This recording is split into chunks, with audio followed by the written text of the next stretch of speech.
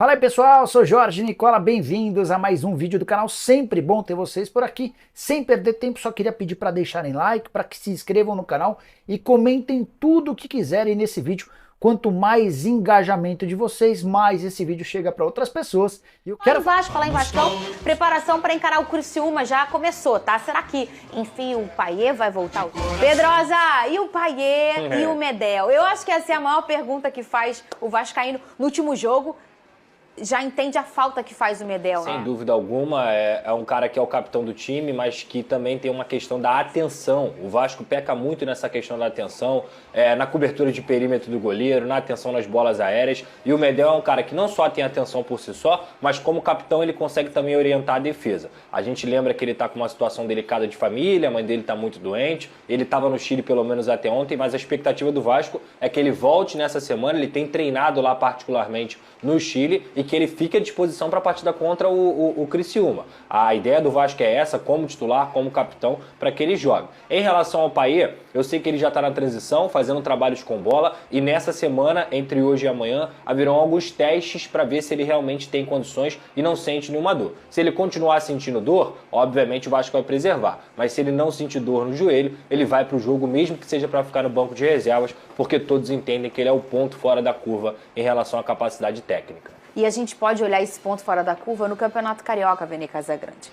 Quando este homem estava jogando, o Vasco fazia jogos que a gente ficava, gente, é tão bom ver o Vasco jogar. Claro que teve um momento do sufoco ali em Copa do Brasil, mas o Payet é um cara que muda o patamar esportivo do Vasco da Gama. Sem sombra de dúvidas, é um jogador, a gente pode ver na ausência dele como o Vasco cai de rendimento, não tem um jogador ali, obviamente, à altura do Payet para tentar substituí-lo e fazer a mesma função. Muito pelo contrário, o nível de futebol do Vasco cai muito e a vida do técnico Ramon Dias fica mais difícil ainda.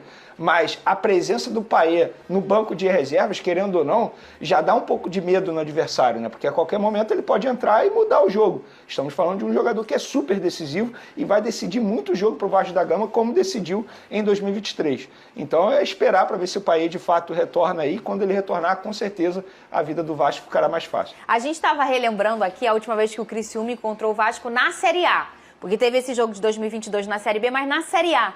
E o Big Boys pesquisou que o último jogo foi em 2013. Eu tava lá. Não, foi o jogo fora. Foi fora de casa. O primeiro que você tava. Em São Januário. Em São Januário você tava. Sim. O segundo foi fora, Sim. que foi 3-2 pro Criciúma. O gol do Vasco foi marcado pelo Marlone e pelo André. Olha quanto tempo tem isso. André que tá no América hoje, né? E pelo Criciúma era o Wellington Paulista. Fez Sempre os fazia gols gol do no Vasco. Criciúma. Sempre fazia gol no Gente, Vasco. o que, o Big Boys?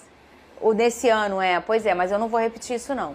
O de ida foi em São Januário, eu lembro até hoje. O Vasco jogou com a terceira camisa, Juninho Pernambucano, Rafael Vaz. O Vasco venceu, eu levei até, foi a primeira vez que meu irmão, o João, foi a São Januário. Como vem o Vasco? Porque o Vasco tem o placar igual, 2-1, 2-1, 2-1, veio até aqui desse jeito. Mas você falou ontem a dificuldade que o Vasco tem de converter oportunidade. É um Vasco com volume, às vezes até com domínio de jogo, mas que não consegue botar a bola no fundo da rede. Fernanda.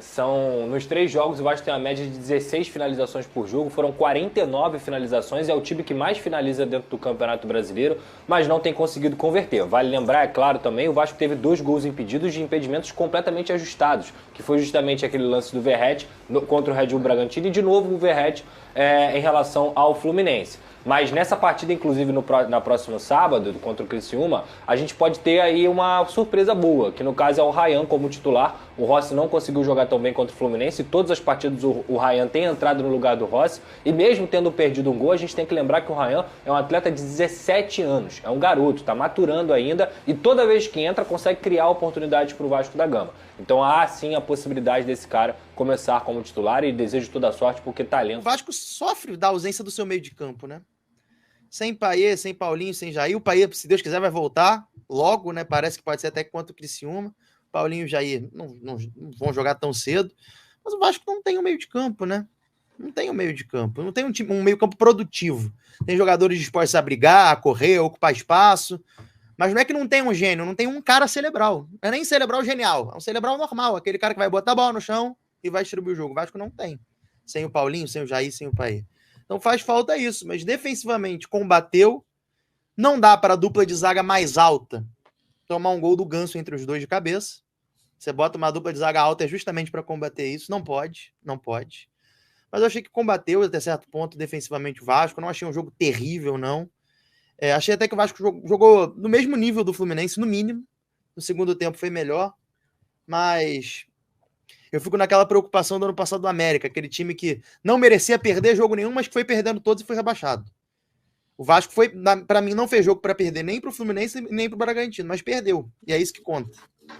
Então tem que começar a ganhar jogo, não pode desperdiçar tanta chance. Eu vi os números, acho que foi o Pedrosa, não sei, que postou no Twitter. Eu acho que foi o Pedrosa. Que o Vasco é o time que mais chuta no Brasileirão, são estatísticas. E que é o 14º, que mais chuta certo. Não pode. Você ser o primeiro com mais chute e só o 14º com mais chute certo. Acho que tem competido bastante, tem tido um volume de jogo bacana, talvez justifique esses números. Eu acho que os números mentem, porque o número que vale de verdade é o número do placar, né? E que reflete na tabela de classificação. Mas tudo bem, o Vasco está fazendo por onde, e aí só reforça a tese que eu tenho de que o Vasco precisa ter mais de um goleador. Então, quando você vai montar uma equipe, você tem que ter mais de um goleador. O Vasco só tem o Verratti. Quando o Verratti não marca, o Vasco tem muita dificuldade. Então, na hora de você contratar um meia, contratar um ponta, tem que ver o histórico dele de gols durante a temporada. E a diretoria do Vasco não se atenta a esse ponto. Aí talvez o Vasco tenha volume, tenha bons cruzamentos, porque o Verratti, eu canso de falar aqui, ele toca em todas as bolas, seja ela com perigo para o adversário ou não, mas ele está presente, ele é muito presente na área adversária, e com isso também é muito marcado. Então, se tivesse um outro goleador, embora na estreia, na única vitória do Vasco, David Cocão, né? E o Cocão que fizeram os gols. Não são. O David até pode ser esse segundo goleador, né? Mas ele dificilmente finaliza com a perfeição que se é necessária. E aí, por isso, os números explicam. Primeiro em finalizações é o 14º em efetivo, né? Efetivamente, acho que é esse o número. Então, assim, tá tudo bem, eu acho que não é terra arrasada, acho que o Vasco ganha do Criciúma, é no sábado o jogo, né? Sábado. Eu acho que o Vasco ganha, as coisas voltam ao normal, tem alguns times aí, principalmente os que subiram, né? Os que voltaram à Série A, né? A gente vê o Atlético Goianiense sendo goleado em casa, o Juventude sendo goleado fora. Então, tem aí uma fragilidade dos times que voltaram. Por isso, acho que o Vasco não vai correr risco de rebaixamento. Mas também não vai fazer um campeonato que dê para a gente acreditar que ele vai fazer G4, G5, G6 e vai estar na Libertadores 2025. Isso aí que o Edmundo falou, até uma questão de previsibilidade, né? Ninguém discute que o Piton sabe cruzar muito bem. E ninguém discute que o Verratti não só cabeceia, como se posiciona muito bem na área. Mas se você só tem essa jogada, cada jogo vai ser mais marcada. E cada vez você vai fazer menos gol. Fica muito previsível. O Vasco precisa trazer cara para o meio para frente. Precisa. Eu acho que tem bons volantes. Eu gosto desses dois gringos que chegaram. Tanto o Sforza quanto o Galdames. Eu gosto dos dois. Uma pena o Paulinho já estarem fora, mas agora a gente tem que falar numa realidade sem eles. Mas tem que trazer do meio pra frente. Jogador que dribla, jogador que cria, jogador que finaliza. Acho que precisa. A galera tá comentando de Canóbio no comentário. Seria um nome legal. Indiscutivelmente seria um nome bom. O presidente do Cuiabá falou que o Davidson acertou um pré-contrato com um time, né? Não sei se pode ser o Vasco. Não falou qual ainda, né? Não sei se pode ser o Vasco. Mas aí seria só para chegar no ano que vem ou já nesse meio de ano? Meio de ano, pelo que eu sei. Eu já sei seria um nome legal. Seria um nome legal. Não sei se o Edmundo gosta dessa possibilidade. Davidson. Eu gosto e vem de encontro o que eu estou dizendo, né? Mais um goleador, ele não é. Mas ele é mais um goleador.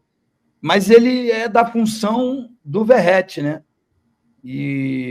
Mas pode ser que jogue pelo lado, que jogue com 2 lá na frente, para ter ainda mais uma presença diária. Eu ouvi alguma coisa de que ele teria acertado com o Grêmio. Né? Foi mais no começo do ano, eu acho, viu, Edmundo? Acho que agora que o Grêmio trouxe 2, cara, eu acho que não deve ser o Grêmio, não. Até porque senão já ia ter soltado, né? Ninguém falou nada, né? E ele foi afastado do Cuiabá. Parece que ele rescindiu o contrato lá por indisciplina, até para não fazer os 7 jogos e ele possa jogar agora. Fechou na sexta-feira a janela. Não acho, porque até sexta-feira ele poderia se apresentar ao novo clube. Por que ele tem que esperar a janela de meio do ano? Então, tem alguma coisa aí que não... Para chegar agora, o Vasco teria que pagar a rescisão, acho, né? Porque o Cuiabá não deve utilizar ele e aí assinou um pré-contrato de graça, né? Para no meio do ano ir embora. Mas para ir agora, antes dessa janela fechar, eu acho que o Vasco teria que pagar por isso. Então, mas nas notícias, são só notícias, dá conta de que ele rescindiu com o Cuiabá por indisciplina. Né? Pelo menos foi a notícia que eu li em algum lugar aí, ou escutei em algum programa desse. Eu gosto do atleta, o atleta diz que o sonho dele é jogar no Vasco, porque ele é vascaíno, enfim. Mas eu não sei até que ponto é verdade e para que time ele vai depois da saída dele do Cuiabá. Tanto é que tem notícia aqui falando que ele recebeu uma proposta do Santos para ir para o Santos, só que ele disse para o Santos que já estava com pré-contrato assinado com outro clube. Ainda não foi revelado, ele não saiu que ele teve rescisão de contrato com o Cuiabá. Não chegou a rescindir. Só o presidente do Cuiabá está falando que está sendo tratado, falando que ele está sendo tratado como traidor no clube, que ele está fazendo igual o Mbappé, os caras falaram aqui, etc. Mas tá certo que ele parece que já tá com um pré-contrato assinado aí pro meio do ano, mas deve ficar treinando separado até lá, né? O Davidson, por pouco tempo, né, cara? Por menos de uma semana. Poderia ter ido para outro clube antes de... É isso aí, rapaziada. Buscando uma recuperação aí no Campeonato Brasileiro. Após 22 derrotas, o Vasco vai jogar no São Januário. Após jogar dois jogos fora, o Vasco volta a retornar ao São Januário. E claro, né, com o São Januário lotado. Caldeirão lotado. A torcida empurrando o time aí para a próxima partida como, se não me engano, Criciúma. E também pode contar aí com Paê já começando aí a jogar, que agora vai ser saldo de gol. Vamos aí, o Paê também pode jogar, igual eu falei aí no áudio anterior, e ele vindo de lesão aí, então se Deus ajudar, ele vai fazer parte desse jogo aí. Minha família, se inscreve aí no canal, ativa o sininho, dá aquele like para ajudar o YouTube aí e tá ajudando nós aí ao canal crescer cada vez mais. Compartilhe com todo vascaíno, deixa seu like, compartilhe com a tua esposa, com o teu esposo, namorada, namorado, filho, irmã, com todo mundo. Valeu, família, até o próximo vídeo. Espera aí que você se inscreve no canal e ativa aquele sininho aí e também deixa aquele like aí pro YouTube tá reconhecendo, e cada vez que vocês deixam aquele like, o YouTube recomenda para mais vascaíno. Valeu, tamo junto, até o próximo vídeo. Fui, tchau, uma boa tarde aí para todos.